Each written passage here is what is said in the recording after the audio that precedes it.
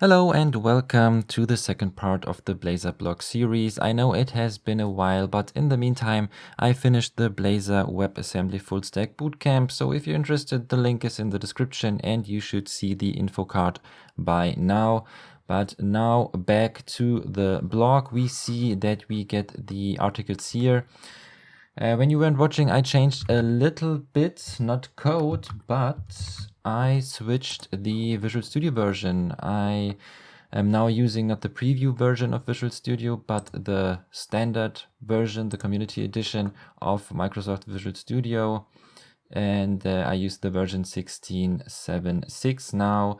And there's already one thing I was wondering about, or I was really surprised about when I am now running the app with .NET Watch Run and I change anything, we've got hot or live reloading. I don't know if this was available before, haven't seen it, but now let's see, when we have a look here in Chrome, we see that this is the title of the second post or the first post, and before we had to manually reload the application when we changed something. So the watcher here recognized the change, but we had to manually reload the page. But now, let's say I just add this exclamation mark here, the change is recognized, and now in Chrome we see this little icon here, which means something is happening, something is building, and now the page is reloading by itself and we see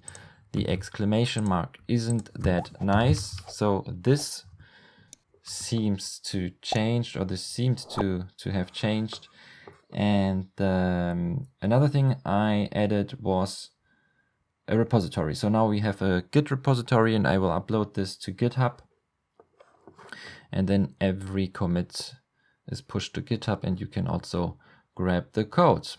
Okay, and now in this part, what I want to do is we get the blog posts here in the Razor component, but now I want to move these posts, these objects, to a service. So we want to use a service to receive these posts, not a web service yet. This would be the next step then. But for now, I just want to use a service in the client. And also what we can do already is using page parameters, meaning when we see these posts here, I want to add something like read more, click on read more, and then we should see a change in the address bar and actually read the content of this post. Okay, I would say we dive right in and we create a new folder to add a service. So in the client project, we go to add new folder, call this thing services.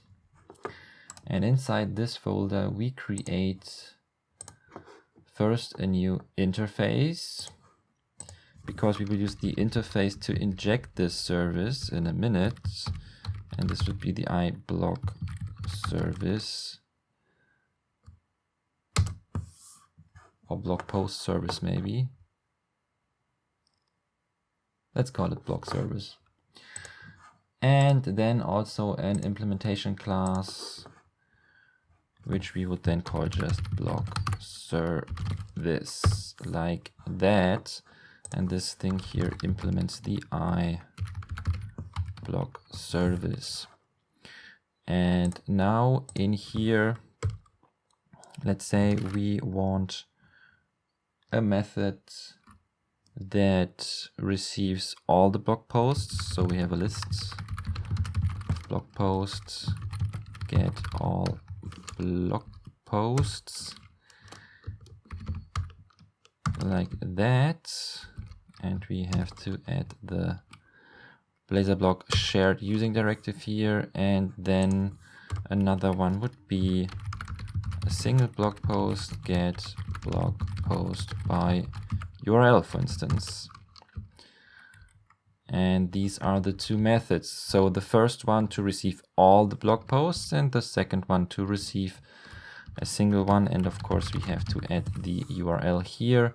And I think we also have to add one here, right? Because we have an ID, but now what I want to do is, you know, when you look at the address bar in Chrome and you watch any blog now, you won't see a URL where you see something like I don't know, myblog.com/posts / then the ID. What you would rather see is mybeautifulblog.com/posts and then / and then some kind of URL, the title with dashes and so on. You will see what I mean in detail in a second, but let's just add another property here, which would be a string and then the URL. Okay, I guess that's it. Yeah, now let's go back to the implementation class. And here Visual Studio is already telling us something is missing. Get blog post by URL and get blog posts. And now we can really move these posts here. Or copy them first to the blog service. And the auto formatting does not work. Maybe because of this, no. Okay, then we have to format this by ourselves, like that. So we have the posts now in the service. We have the title, description. So let's add a URL for the other method. And this one would be called new tutorial maybe. And this one would be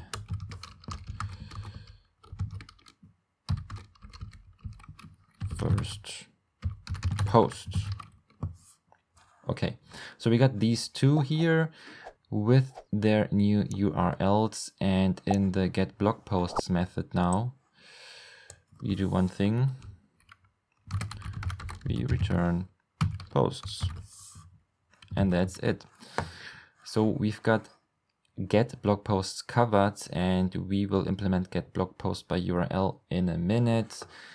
First, we have to register this service now. So in the program CS, you already see something like that here, builder services add scoped. And this enables us to use the HTTP client class here, which would make web service calls. And I think we will do this in the next part of the series. So we will make the step to the actual backend, create a web API, and maybe also use entity framework with a database.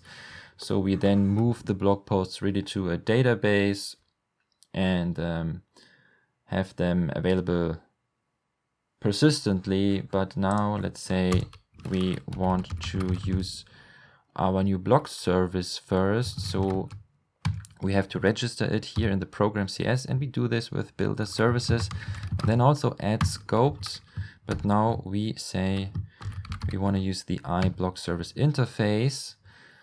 So we will use the iBlog service to inject the blog service in the Razor component in a minute. And when we want to inject it, we have to tell our application which implementation class to use. And in this case, this would be the blog service, and this whole magic is also called dependency injection. So this actually means when we go to the blog posts Razor component here, for instance, what we can now do is we can say inject and then Blazor blog client services and then blog service, like that. And what's the problem here?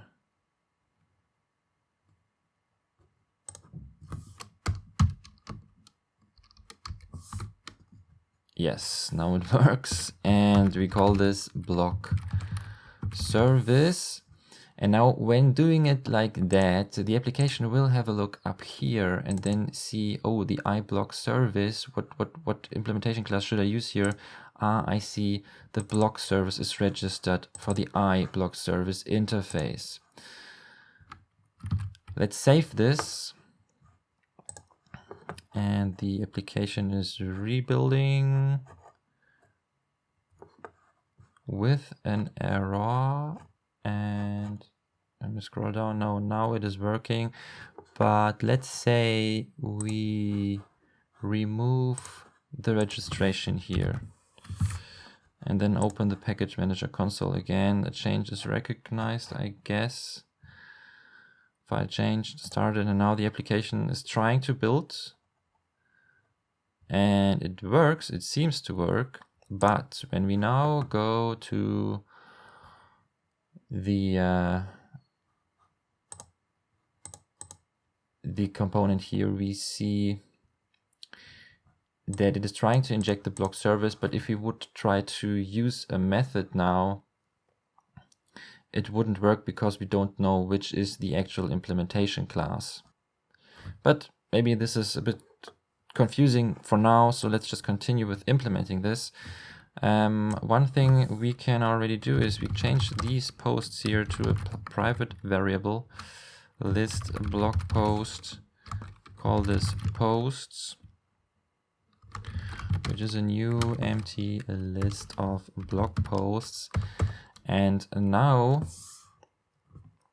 when we enter this page, we want to call the get all blog posts method of the blog service on initialization, and for that we can overwrite a method which is called on initialized. And now here we can access the blog service and we say our posts are blog service and then get blog posts, and that's already it. So we save this, the app is rebuilding, and we can go back to Chrome. We open the console and there is a big error, and this is what I was talking about. Let's make this a bit bigger maybe. Cannot provide a value for property blog service on type Blazor blog client shared blog post and so on. There is no registered service of type iBlog service. So this thing doesn't know what is happening here, and we can fix this by just commenting this in again. And now we see this cute little icon here. The application is rebuilding. And in a second it should reload. And now this works. Isn't this nice? So we see that nothing actually changed for the user, but under the hood we changed a lot, I would say. So we are now using a service, and to explain dependency injection and one more step of dependency injection, so you can really see why do we have it to do this way and why does it make sense at all. Let's just copy the blog service here. So I made a copy. I call this file blog service 2. I call the class blog service 2. And now there could be the case you're working on a blog with another person or with yourself, and then you are deciding, maybe the blog service isn't really right. I want to change something, but I don't really want to change it in the original blog service. So I just create another blog service class, the blog service 2 class here, and then I register this class here. And to make this a bit clearer, we just copy a few more posts. And again, the auto formatting is not working here. But now we have a lot more posts, right? And this is the only difference between these two services. And now in the program CS, we register this service here, so blog service 2. Of course, we could also change the methods to get the blog posts and so on. But now we should see that for the iBlog service interface, the blog service 2 is actually registered. And when the page reloads, without an error, I hope, because it takes some time, there is an error. Oh yeah, I see what's going on here. Blog service 2, of course, we need some commas here.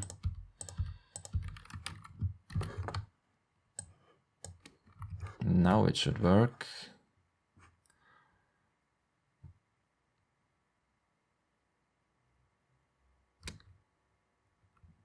Or is there another error?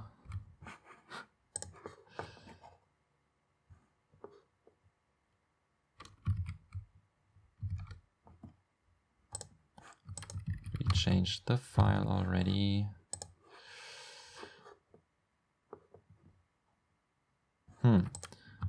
It does not recognize that we changed the file here.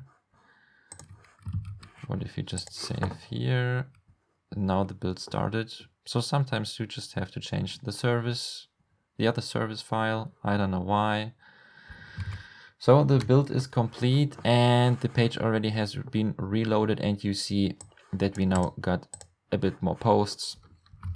And this is the magic of dependency injection, actually. So big buzzword, but actually it's just injecting some files and the option to change the file or to change different files. Well, of course, there's a bit more to it, maybe, but in essence, that's already it. But let's just remove this one here.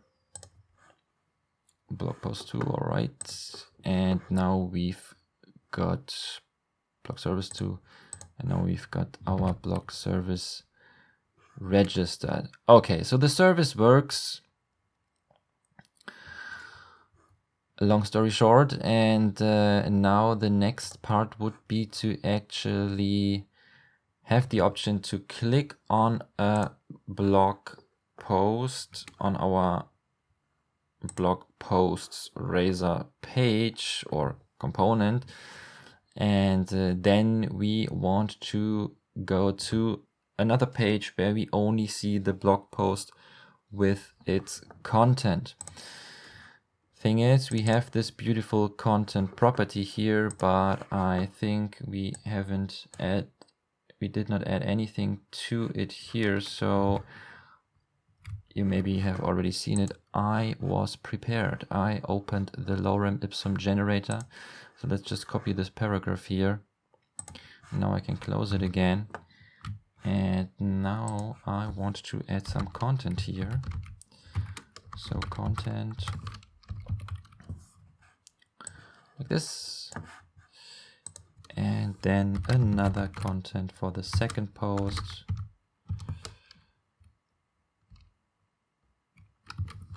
This is my beautiful short blog post. Isn't it nice? Okay, so we got two different blog posts now with different content. And now in the blog posts Razor, as I said, I want to add a link, like read more. And we use standard HTML for that, which would be an A tag with an href. We close the A tag here, and I'd say we go to posts, and then we use now the post URL. You see, all makes sense now slowly. So when we go now to our page, which is reloading by itself, I really love this. Takes some time though, but still reloads. And now we've got the read more link. And when we click this, we come to posts new tutorial. And of course, for now, there is nothing to see here, but we can already go back and now fix this. And to fix this, we create a new page. So on the pages folder, we go to add and then Razor component and call this, how do we call this? Post Razor. Okay, there it is. And now we can say this is a page. So we add the page directive.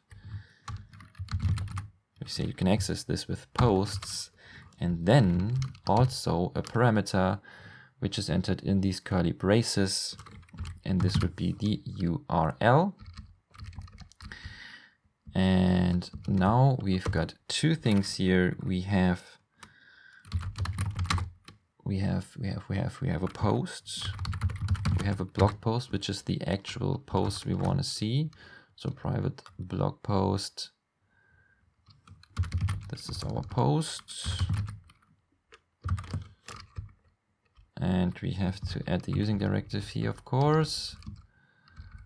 Or no, let's just do it that way. Blazor blog client, no, not client, shared blog post. Now we've got the type. So this is the post here, and we can already use the post to display the title. Title, I want to have the title, yes. And then we also have the URL, and this is a parameter. So we use this thing as a property. Do we have to use a property? I don't know, actually. I think it's a property, or at least a public variable. So public string URL, and this thing is a parameter like that. And another thing we have to do is we have to inject the service again. So Blazor block client services I block service. That should be it. What's going on with the parameter here? This declaration type is only valid on property in RC. I knew I forgot something. So this has to be a property like that. And now this should work. Yes, beautiful. And now also on initialization, we want to get the actual post here. So we say protected override on initialized, and right here we say that the post is block service get blog post by URL, and now we can use the URL, and you see here that this thing is case insensitive.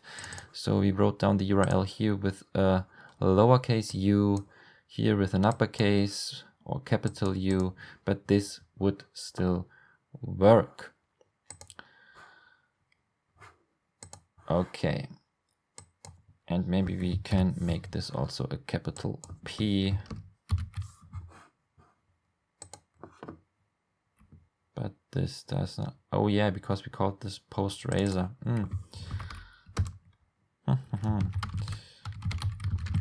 So it's the current post. This is the current post, and the current post is block service get blog post by URL on initialization. And yeah, the razor component is called post, and that's why we cannot call this thing post here as well. So it's the current blog post. All right. So we got this covered. We got the parameter. We got the page directive, we got our blog service, we're using the title here. Now what we can also do, of course, is displaying the content. So current post content, something like that. And now, of course, we have to implement the get blog post by URL method. So we go to the implementation. And here we just use a little bit of a link. So return posts, find, or let's say first or default, where the posts, Jesus, P for post, P, URL, I mean to lowercase, equals URL to lowercase.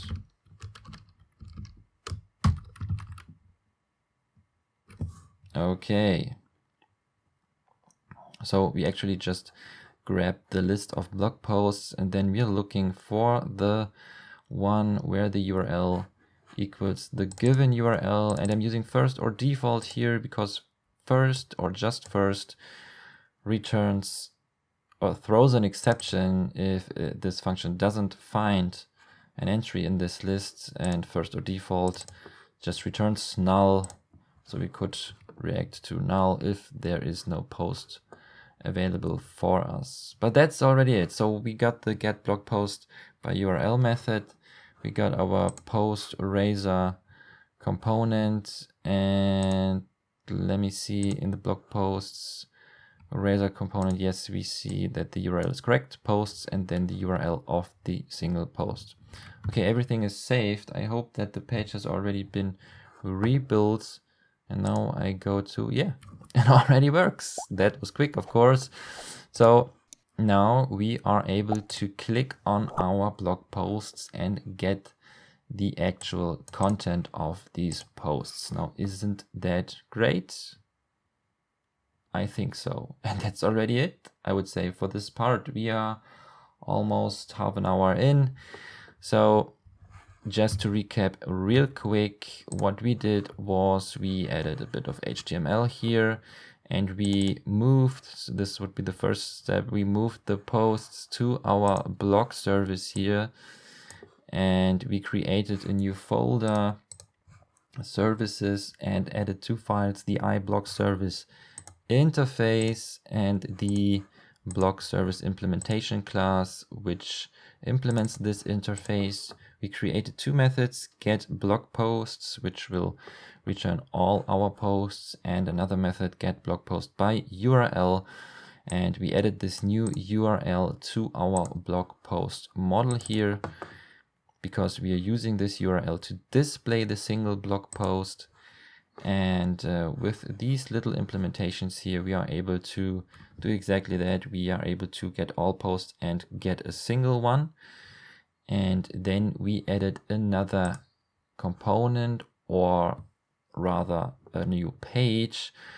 And with the help of this page directive and this parameter here in curly braces URL, we are now able to receive the single post. And don't forget the big topic, dependency injection. We had to register the blog service here in the program CS, and then we are able to inject the blog service in our Razor components and access its methods. Okay, that's it. I would say I check this in right now. Services and page parameters, and I will add the link to the repository on GitHub, I think, to the description of this video. Okay, that's it. And as I said at the beginning of this video, if you already want to dive deeper, feel free to have a look at the Blazor WebAssembly full stack bootcamp. There is a preview of this bootcamp, which is 2.5 hours long, here on YouTube on my channel. So please have a look for more information about Blazor WebAssembly. In this bootcamp, we will create an online browser game, a classic browser game where you create units, or you create users first. Users can register. These users can create units and then fight against other users with these units and climb the leaderboard and decide who is the best warrior of them all. So a lot of fun, I would say. It's a couple of hours long, but still, yeah, more Blazor WebAssembly in this bootcamp, or stay tuned for the next part of the Blazor blog series. If you like this one, I would really appreciate it if you click the like button or even subscribe to my channel. Thank you very much for watching. Happy coding. Take care.